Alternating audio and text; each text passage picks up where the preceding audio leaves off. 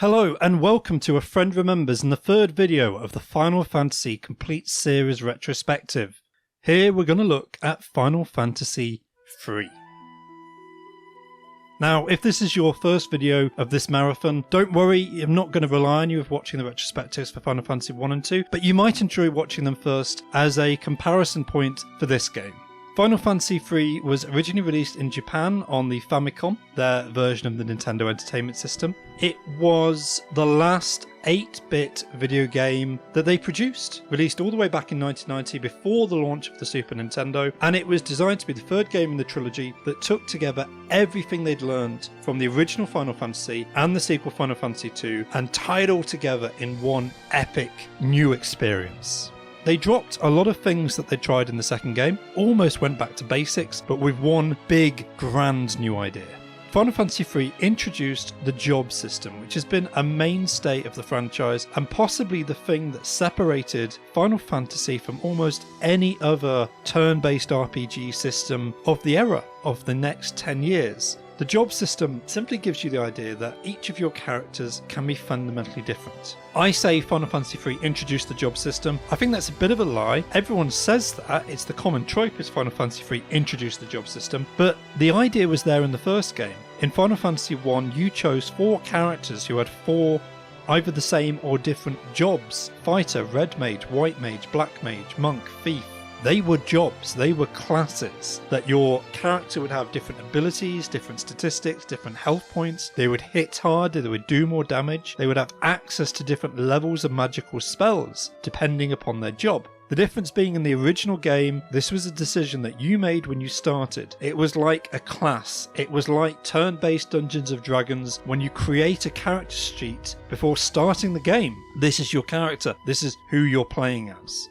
Final Fantasy III pulled away that limitation. It said, no, if you want to change jobs, why should we stop you? If you want to play through the first part of the game as a warrior, a white mage, a black mage, and a monk, who should we stop you if you then decide no? You'd rather turn this character into a thief, this character into a summoner, which is a brand new class. Introduced in this game is the ability to summon powerful monsters to battle alongside you. Now they just are a turn that has a fancy animation graphic that appears, does an elemental or other affiliated magical attack and then disappears, but the concept was introduced here. The ability to switch between the job classes is absolutely fundamental to the game because not only did the team decide we will empower the characters to change jobs, they were extremely inventive. They created over 20 different jobs and introduced all sorts of abilities that were not necessarily all magical related that would allow you to behave differently. There are characters in this game who have an automatic counterattack. There are characters in this game who can cover their allies. There are characters in this game who have different attacks depending on their environment. So the Geomancer will hurt your enemies differently if you're in a cave versus if you're in a forest versus if you're in an open field. It's very situational. And they didn't just tie this into the gameplay of the combat when you're fighting enemies, they tied it into the story and they tied it into the way you progress through the world map. Final Fantasy III takes the same tactics of gameplay loop the first and second game did. I would say it's closer to the first. In the second game, there was just a little bit too much of backtracking. The world was not really locked off. There were certain areas you couldn't access, but you had overall access to most of the world fairly early on, and you were deterred from entering difficult areas by high-level enemies who would decimate your party if you didn't run from them. Final Fantasy III adopts something much closer to Final Fantasy I. You start in a very enclosed space where there's only a few different places you can go to. You then gain access to different vehicles that give you new places in the map you can access. And as you go through the game, you have different loops of accessibility where this airship will give you access to this area. The submarine will then give you access to a new set of areas, and so on and so forth. Each of these vehicles widens your radius of search as you go through a series of fetch quests. Now the fetch quests are much less streamlined in this game. You have clear overall goals, much like Final Fantasy I. This game once again revolves around crystals. This time you are searching for the crystals of light so that you can fight against the enemies of darkness. Now every time you find a crystal, it will give you a new set of jobs. So by progressing through the storyline, you are rewarded with new abilities, new combinations of job classes that you can switch between. And so the crystals are not just the sites of these bosses, which act as skill checks before you progress to the next side of the game. They introduce new mechanics and fundamentally change the gameplay as you progress. There are multiple versions of Final Fantasy III. I'm playing through the Pixel Remaster, which is designed to be the most faithful recreation of the Famicom original, but with a ton of quality of life aspects available to you. However, this was the first game to get a full 3D reimagining originally released on the Nintendo DS and is now available through Steam. Now, the two versions of the game, the two-dimensional and the three-dimensional versions, have very different pacing. The 2D game doesn't really name your characters. You have the option to name them when you start, but they don't have individual personalities. They're just slightly different variants. They all start, they all find the first crystal, and then they all go on this quest together. You are designated the Warriors of Light. Off you go. In the 3D version of the game, the characters all have set names, they all have set personalities, and there's a whole load of questing at the start of the game as you recruit the 4 characters to join you on this quest. Once you've recruited the 4 Warriors of Light, the 3D game then readjusts the specifications of these jobs, and it provides them to you in a slightly different order. By changing the order that you receive these jobs, that fundamentally changes the pacing of the game. And I'm not empowered to say whether the 2D or the 3D version is better. I have played the 3D version, but I haven't completed it. This is a completion of the 2D version. What I would say is I don't know why they bothered changing it. Playing through the 2D version of the game on the Pixel Remaster was an absolute delight. This is possibly the most fun experience I've had of this marathon, because Final Fantasy III, it's so much more accessible, it's so much more interesting than Final Fantasy I. I applauded the first game for its charm, but the storytelling, the intricacies, the humour of Final Fantasy III, despite still being limited by the archetypes of 8-bit design, it's leaps ahead of where Final Fantasy I was, but it doesn't go overboard, it doesn't try to push itself on you the way Final Fantasy II did. It has cutscenes, it has characters, but it largely uses these to open up new areas or as a piece of humour. I was really surprised when you get an airship incredibly early on in this game. In the first 2 games, that was a big moment when you unlocked the airship, but in Final Fantasy III, play well, you could get hold of an airship within an hour and then lose it almost as quickly. I just found this delightful, the way the game toys with your expectations and plays with you. It also uses the magic and jobs in the world map in a way that the first 2 games never could. There's a new spell, the mini spell, that can shrink your characters down, and while they're in this state, they can't use physical attacks. They haven't got the strength to do physical damage to their enemies. So it's really important you have a combination of job classes. You must have some magic dealers on you, so that if your characters are shrunk down by an enemy attack, you can still use magic damage to take your revenge on your enemies as you're fighting.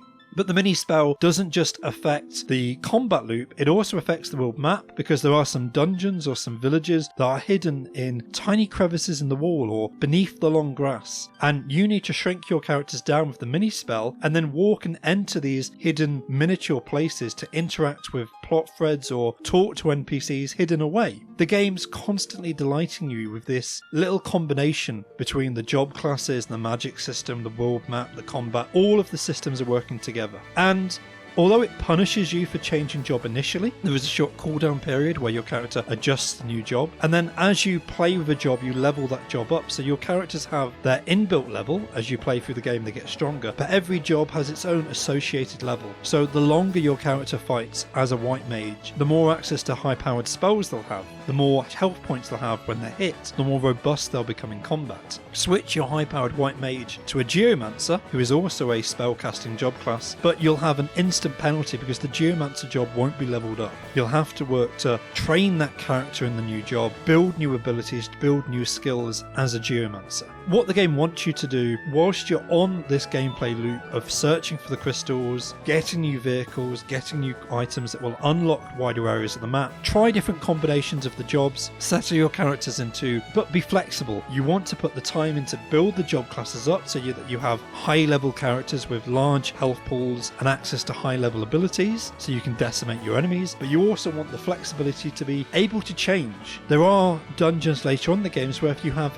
any job class but the Dark Knight, the enemies cannot be brought down. They will heal themselves, they will reproduce as you attack them. So you need to listen to what the NPCs say, talk to the classes, learn what job class is needed for the upcoming boss fight. It does do a fairly good job of warning you. There's another point in the game where the Dragoon class is introduced. This is, in later Final Fantasy games, one of the most iconic jobs or classes in any Final Fantasy system. Here it's fairly useless apart from one specific point in the game, and it does tell you this monster is the natural enemy of Dragoons.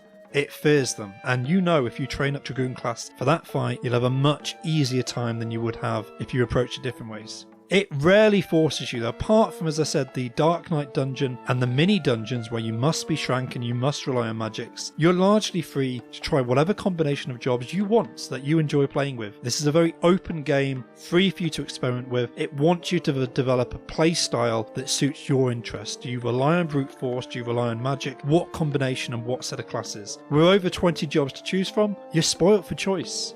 Which is why I just adored this game. It didn't require too much grinding, but it did require me to put the time and effort in just to level up a certain combination of jobs. Story-wise, again, I think Final Fantasy III harkens back to the first game much more closely, with the storyline revolving around the hunt for crystals to save the world, rather than an evil empire intent on conquering everything. There is an evil bad guy, and he's much more involved in the story than there was in the first game, but the plot of Final Fantasy III revolves around discovery. At the start of the game, you're told your job is to find the light crystals, your job is to save the world. Go, heroes of prophecy. And you don't really know much more than that. You eventually discover that you are living on a continent that floats in the sky and was separated from the rest of the world to save its inhabitants from a natural disaster that destroyed nearly everything in the previous set of generations when the heroes of darkness rose up to fight the crystals of light. This game introduces the concept of balance. It also introduces the concept of multiple worlds. You have the initial world that you play through, that you gain vehicles, that you slowly work your way around the map. And then the moment that you gain access to a more powerful airship, that you gain the freedom of the skies, and you leave the floating continent to see the wider world and the vast ocean of the destroyed place that was flooded all those millennia ago. It's a beautiful moment, and it gives you a whole second world with new characters and new cities and new dungeons to go and explore. The game just opens up and becomes that much more interesting.